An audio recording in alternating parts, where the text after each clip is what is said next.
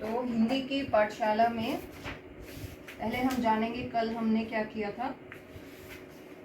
हमने जाना था कि हिंदी की वर्णमाला में कितने स्वर होते हैं। 11 को हिंदी में क्या बोलते हैं हम? 1 2 3 4 5 6 7 8 9 10 11 11 स्वर होते हैं और व्यंजन कितने होते हैं? 33, जिसे हिंदी में कहते हैं 33। और ये 11 स्वर थे अ से लेकर आओ तक। व्यंजन थे क से लेकर ह तक। ठीक। अब आपने देखा होगा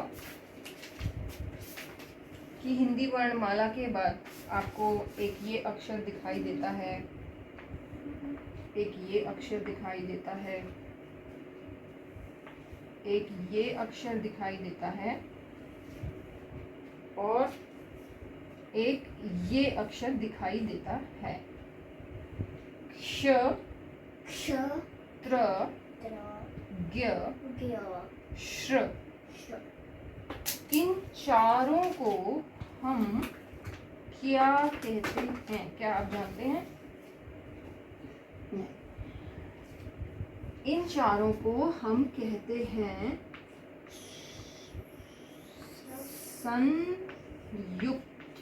संयुक्त शब्द व्यंजन। संयुक्त व्यंजन। और संयुक्त व्यंजन इसलिए कहते हैं क्योंकि ये दो व्यंजनों के मेल से बने होते हैं। संयुक्त को इंग्लिश में कंबाइन कहते हैं क्योंकि ये दो अक्षरों को कंबाइन कर कर बनाए जाते हैं, इसलिए। तो एक हमारे हो गए ये संयुक्त व्यंजन। इसके अलावा कुछ और वर्ण होते हैं जो आपने अक्सर हिंदी की किताब में देखे होंगे, जिसे कहते हैं ड़ और ढ़। ड़, ढ़, ड़, ढ़। अब अगर हम ड़ वाले शब्द देखेंगे तो इसमें पेड़,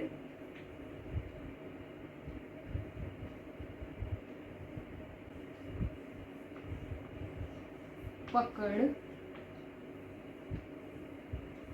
और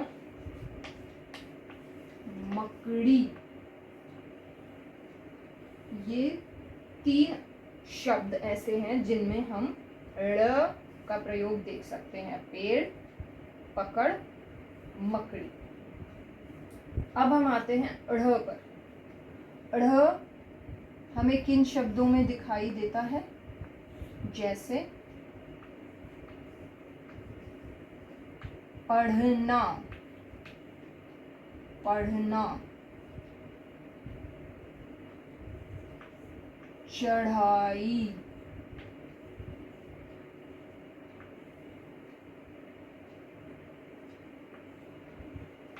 बूढ़ा। इनका अंतर अगर आप देखेंगे तो जैसे पढ़ना में अगर हम ड़ लगाएंगे तो वो बन जाएगा पढ़ना। चढ़ाई में ड़ लगाएंगे तो वो बनेगा चढ़ाई। और बूढ़ा में ड़ लगाएंगे तो वो बनेगा बूढ़ा। तो ये 2 अलग तरह के वर्ण हैं जिन्हें आप हिंदी के किसी भी लिखित डॉक्यूमेंट में देख सकते हैं। अब आगे चलते हैं।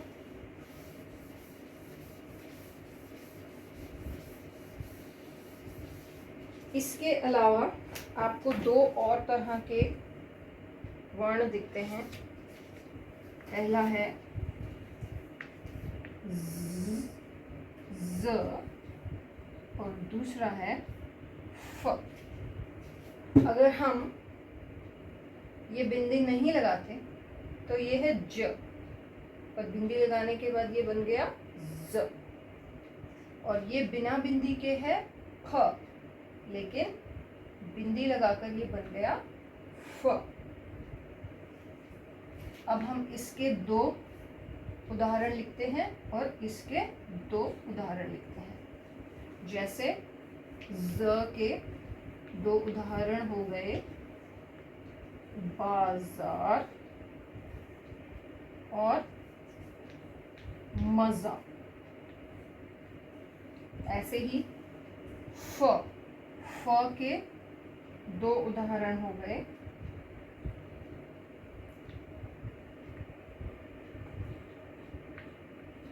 फांस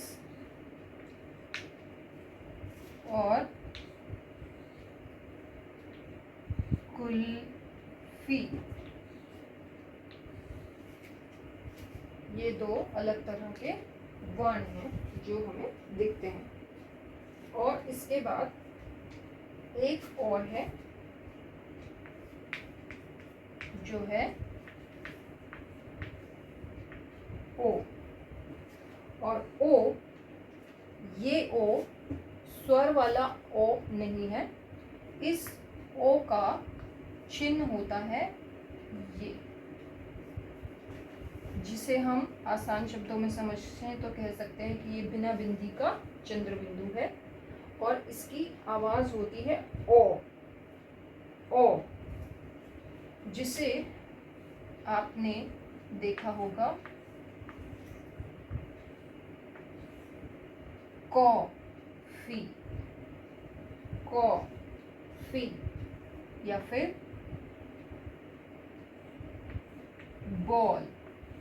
ये बाल और ओ लगाने से बन गया बॉल।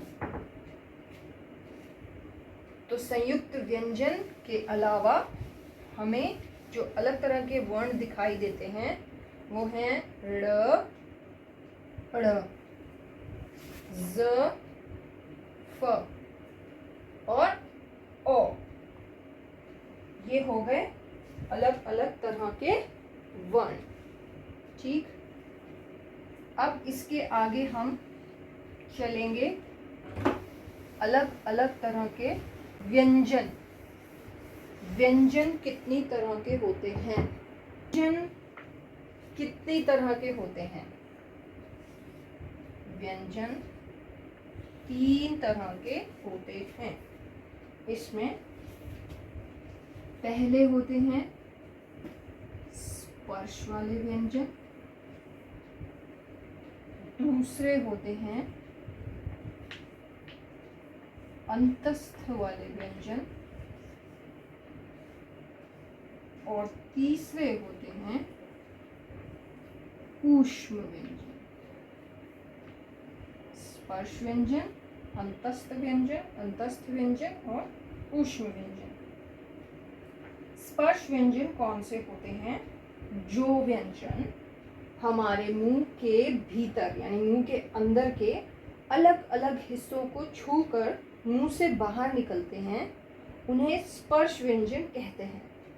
जैसे हिंदी में क से लेकर म तक हम जब भी बोलते हैं ये सभी हमारे मुंह के अलग अलग हिस्सों को छूते हुए बाहर निकलते हैं, यानी इनकी आवाज हमारे मुंह के अंदर के अलग अलग हिस्सों को छूकर बाहर निकलती है, इसीलिए इन्हें स्पर्श व्यंजन कहते हैं।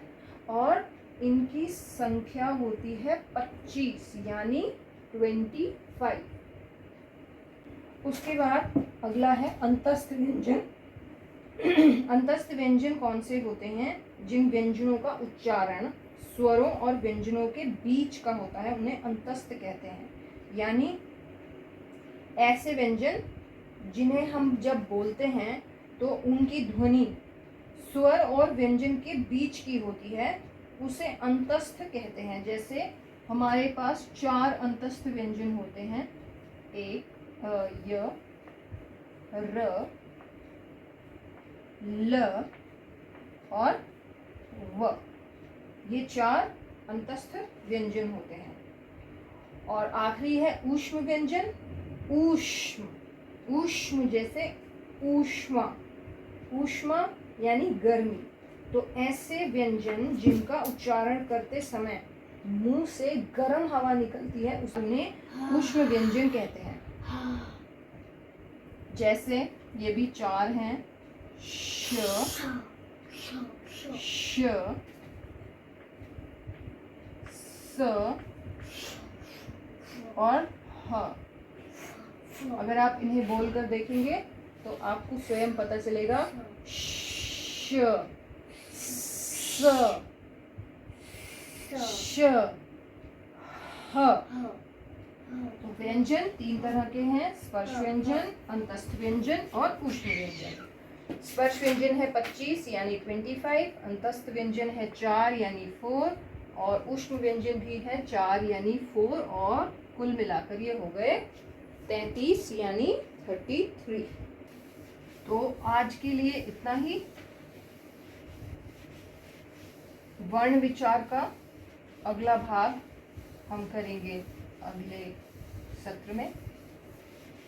तब तक के लिए नमस्कार और हिंदी सीखते रहिए।